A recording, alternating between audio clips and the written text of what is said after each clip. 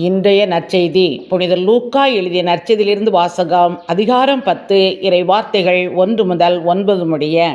இதற்கு பின்பு ஆண்டவர் வேறு 72 பேரை நியமித்து அவர்களை தாம் போகவிருந்த எல்லா ஊர்களுக்கும் இடங்களுக்கும் தமக்கு முன்னே இருவராக அனுப்பினார். அப்போது அவர் அவர்களை நோக்கி கூறியது: அறுவடை மிகுதி, வேலையாட்களோ குறைவு. ஆகையால் தமது அறுவடைக்கு தேவையான வேலையாட்களை அனுப்பும்படி அறுவடையின் உரிமையாளரிடம் மன்றாடுங்கள். புறப்பட்டு போங்கள். ஓநாய்களிடையே ஆட்டுக்குட்டிகளை அனுப்புவதைப் போல உங்களை நான் அனுப்புகிறேன். பணப்பையோ வேறு பையோ மிதியடிகளோ எதுவும் நீங்கள் எடுத்து செல்ல வேண்டாம். வழியில் எவருக்கு வணக்கம் செலுத்த வேண்டாம். நீங்கள் எந்த வீட்டுக்குள் சென்றாலும் இந்த வீட்டுக்கு அமைதி உண்டாகுக என முதலில் கூறுங்கள்.